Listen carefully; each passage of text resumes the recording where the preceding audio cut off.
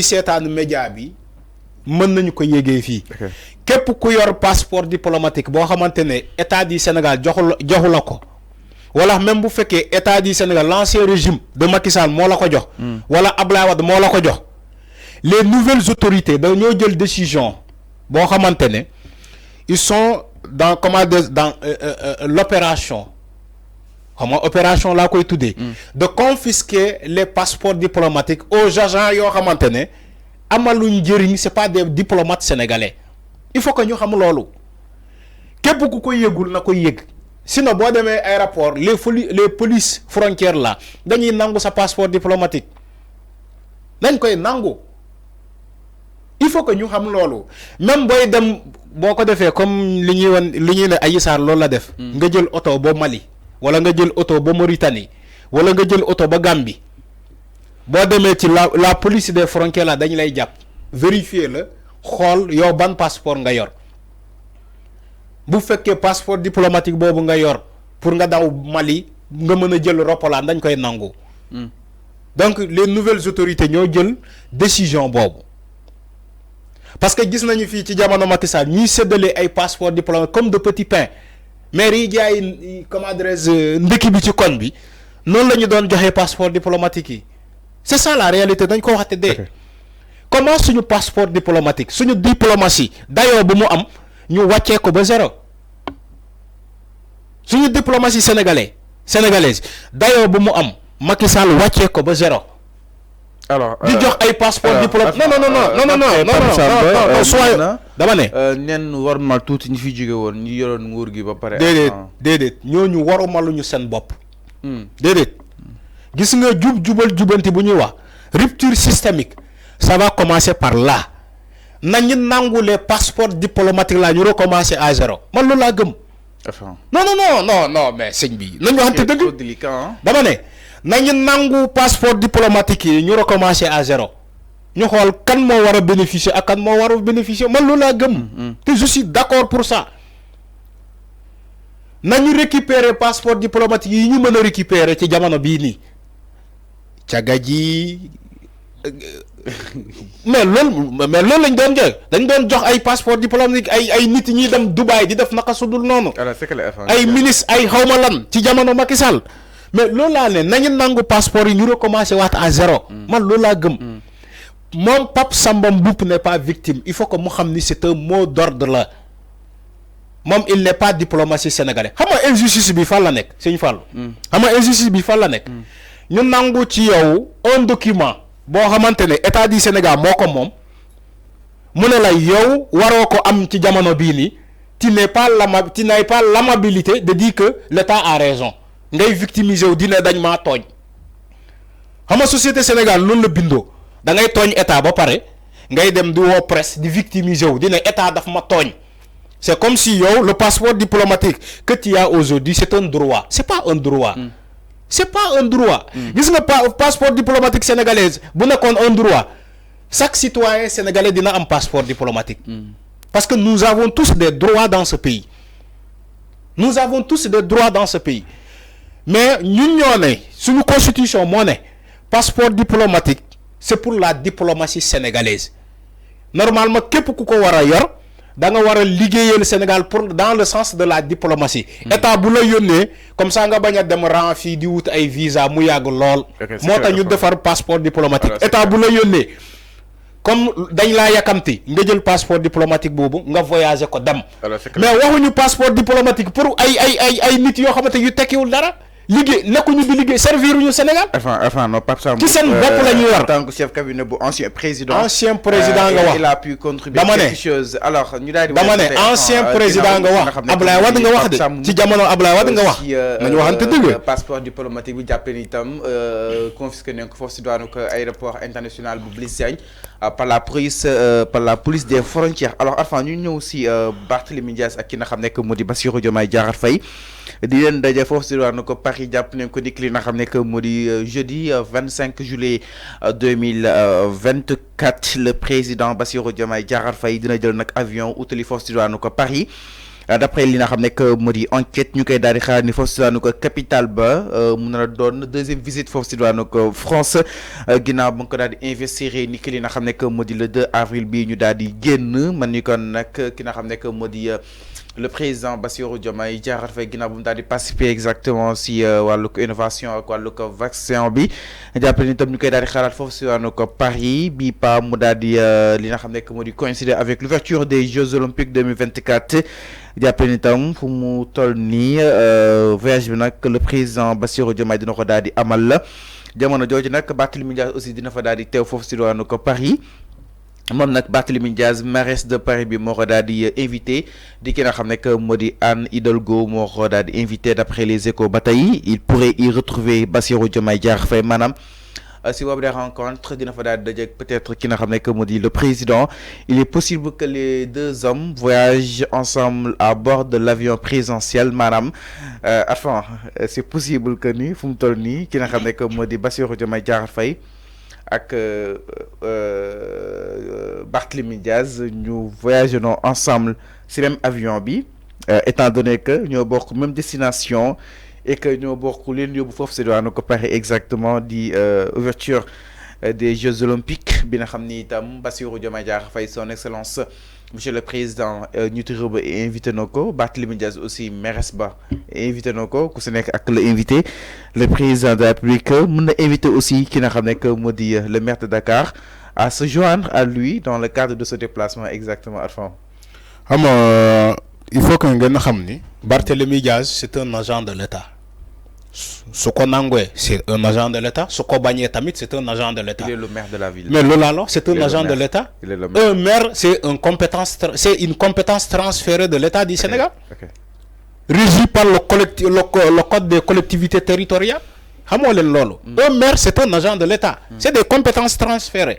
Donc Barthélémy Dias c'est un agent de l'État. am na droit voyager avec le président de la République. Dans le cadre d'un travail, voilà, d'une invitation quelconque, mais am nañu droit voyager à bord d'un même avion. Il a le droit là. Je ne vois pas le problème. Là où il n'y a pas de problème, les gens en rajoutent encore des couches. Ils disent non, il se peut, coïncidence. Les gars, déjà, nous avons jéem a def di mal entre ces deux personnes là. bëgg a mettre Diomaye Diakhar Faye. Mais c'est ça. Devant ses responsabilités. Non, c'est pas c'est pas devant ses responsabilités. Vous êtes en train de déedéet. ànd ak moom ñu dem. xewagul sax affaire bi xewagul dañuy annoncer ni que il se peut. Parce que ils ont une même destination certes, mais les deux ils n'ont pas été invités par la même personne. Diomaye peut-être dans le cadre de la diplomatie le président Macron moo ko invité. Barthélémy Dias a été invité par la mairesse de la ville de Paris. Mais bu ñu voyager ci le même avion en tant que deux agents de l'État, en tant que doomu réew mi, deux citoyens sénégalais d'abord. Mais c'est normal. Okay. Maintenant, pourquoi les gens aujourd'hui ont voulu anticiper sur un quelconque problème, des difficultés entre les deux, coïncidence, il se peut que ces deux personnes se retrouvent à Paris, lan mooy xew. Les gens s'intéressent déjà c'est la suite. C'est comme si ils sont des ennemis. C'est pas des ennemis. Les deux personnes c'est pas des ennemis. Barthélémy Dias, il discute avec Diomaye. C'est normal. Je rappelle que lu tax Barthélémy Dias, il faut que ngeen fàttaliku lii lan moo waral l'élection de Barthélémy Dias à la tête de la mairie de Dakar. ñan ñoo ko jàppale woon ak ci ban coalition la bokkoon. Moom ak Diomaye ci même coalition la ñu nekkoon. Il faut que ngeen xam loolu. Donc bu ñu bokkee ci la même coalition Yewwi Askan Wi ba Barthélémy Dias falu nekk maire de Dakar. Donc je ne vois pas de problème aujourd'hui ñu mën a voyager au sein d'un même avion ñu dem à Paris. Mais enfin, je ne vois pas un problème que ces deux personnes-là se retrouvent aujourd'hui à Paris pour honorer leur invitation. Man je ne vois pas de problème. Donc waruñu see anticiper exactement. Sénégalais moo ñoo war a bàyyi loolu. Il faut que non, il faut que Sénégalais bàyyi loolu. Arrêtez ce que vous faites. Arrêtez de créer des problèmes là où ils ne sont pas. Journal yi ñoo laaj. Dama ne Sénégalais nañu bàyyi di créer des problèmes. Barthélémy Dias ak Diomaye ne sont pas des ennemis. Certes mën nañu nekk ay adversaires politiques kii bokk taxaw Sénégal kii bokk Pastef mais une fois ils ont été dans une même coalition bi tudd Yewwi Askan Wi loolu moo am. mais enfin ñu ne aussi le président ils sont pas des ennemis. jot na nag mu jox gëdd wala kon sax enfin non lii quoi en fait maanaam mu xam ni Barthélémy Dias c'est le maire de la ville en fait. est-ce que Barthélémy Dias aussi jàpp ni président Bassirou Diomaye Diakhar femme la xamal ñaa ñu war a mun a àndaat. xamal li may wax d'après émission bi mujjee def bi passé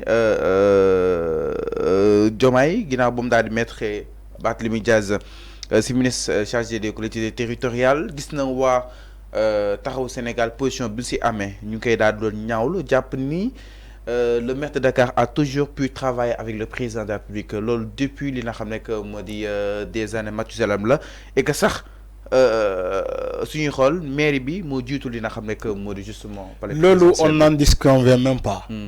mais il faut que ngeen xam ni Fallou il faut que ngeen xam loolu il y a des choses yoo xamante ne c'est l'ordre dans l'ordre normal des choses dama ne Barthélémy Dias moo war a flexible envers le président de la République parce que le président de la République moo ilif ñëpp y compris lui. Même si da ngeen ne maire yi de Dakar moo jiitu état du Sénégal mais le président de la République aujourd'hui moo ilif le maire de Dakar moo ko ilif moom muy kilifaam donc Barthélémy Dias comme ni nga ko waxee Barthélémy Dias war naa xam ni que Diomaye mooy kilifaam il faut que mu xam loolu d'abord psychologiquement il faut que mu xam loolu liggéey ko ci boppam. pourtant il a félicité. non du félicitation ku nekk mën na ko def. ni ci passe goy félicitations tu es élu président de la République peut-être ça y est c'est fini c'est pas comme ça est-ce que le président de la République moo xañ la relation entre l'État du Sénégal et la mairie de Dakar wala le palais et la mairie de Dakar du Diomaye moo ko xañ Barthélémy Dias moo nekk di déglu ay nitam ñoo koy ne non bu la defulee nii bul dem bu kiilee bu jëlee le ministre des collectivités territoriales mu représenté ko bul dem yow bañal tout ça c'est-à-dire que ay nit Barthélémy ñoo nekk di sonal Barthélémy les gars de la coalition Taxawu Sénégal il faut que ñu xam ni la mairie de Dakar ou bien la ville de Dakar c'est pas une ville qui est en dehors du Sénégal c'est une mairie qui est au-delà à l'intérieur du Sénégal qui fait partie du Sénégal mais pourquoi ñu bëgg a xaajaloo entre la mairie de Dakar wala bëgg a def confrontation entre la mairie de Dakar et le palais pourquoi ça pourquoi ñu bëgg a jël la confrontation entre la mairie de Dakar et le palais pourquoi ça palais xaju ci mairie de Dakar mais pourquoi ça en sachant que la mairie de Dakar c'est une entité de l'État du Sénégal commandée par le palais c'est des compétences transférées de l'État du Sénégal commandées toujours par ce palais-là te ki nekk ci palais bi moo ko commandé il faut ñu da xam loolu on n'a qu'un seul président de la République au Sénégal on n'en a pas deux la mairie de Dakar ki fa nekk c'est pas un président de la République c'est un maire comme tous les maires il faut ngeen xam loolu bañ leen il faut que sénégalais yi wàccee Barthélémy Dias ci kawe bu mu aji boppam dafa aji boppam fu nekkul la mairie c'est pas un état la mairie de Dakar c'est pas un état c'est une mairie le maire bi fa nekk c'est pas un président de la République c'est pas un premier ministre c'est pas un ministre c'est un simple maire comme tous les maires d'ailleurs au Sénégal amaana maire yo moo gën a rëy mais maire la comme qui que ce soit comme tout maire il faut que Barthélémy mu xam loolu donc bu amee confrontation confrontation entre la mairie de Dakar et le palais ñii gaañu le mooy maanaam ñi nekk ci mairie bi le maire sera le grand perdant le maire de Dakar sera le grand perdant il faut que mu xam loolu ñu ngi koy xelal ñu ngi koy conseiller ni que woy Diomaye il faut que moom mu recevoir la moom en personne wa ilaa bul dem ñooñu waxuñu ko dëgg de ñu ngi koy xelal loolu waxuñu ko dëgg ñuy xelal Barthélémy Dias tant que moom président de la République jëmm boppam recevoir la bul dem bu la boolee ak le ministre des collectivités territoriales bul dem refuse bañal ñooñu waxuñu ko dëgg ah le ministre des collectivités territoriales c'est son ministère de tutelle il faut pas brûler les étapes. Alors, le président de la République n'a pas refusé de recevoir le maire de Dakar. Il n'a pas refusé de le recevoir dafa fekk mu méngoo ak agenda am boo xamante ne mayu ko mu recevoir ko mu boole ko en attendant avec le ministre des collectivités territoriales en attendant. non mu recevoir ko. dama ne loolu moo am. il faut que ngeen xam ni loolu moo am. il n'est pas le seul maire fii boo xamante dafa soxla rencontrer le président de la République. Barthélémy Dias n'est pas le seul maire au Sénégal. Les maires ba Ziguinchor ba Matam ba Agnam ba Ourossogui ba Richard Toll tous ces maires là veulent rencontrer un jour le président de la République. mais ku nekk day bind déposer ko ci la table. ku nekk day bind correspondance déposer ko di laaj comment dire ñu recevoir ko mais dañuy topp selon le timing. L'agenda du président de la République. Maintenant yow boo jàppee ni parce que yow la mairie de Dakar est à quelques pas du palais mooy maanaam yow forcé dañu lay recevoir par force c'est pas comme ça. La mairie de Dakar peut être à quelques pas du palais mais du noonu la ñuy recevoir nit. il faut que président am disponibilité mu aviser toute son équipe. il faut que yow sa demande ñu valider ko. président bu amulee jot dalay boole avec le ministre mais moom moo ko nommé moom président. le ministre rend compte à qui? Directement à lui. Au président de la République. Donc il y a pas confrontation na kii liggéey Barthélémy Dias mu ngi liggéey Dakar nee na mu ngi liggéey d'accord à la fin de son mandat ñi dañ koy laaj ay bilan lan ngay def. mais duñ la laaj. lan ban kii nga am ban problème nga am ak président de la République wala lan nga jot a am comme histoire ak président duñ la laaju loolu. Sénégalais dañ lay laaj sa bilan.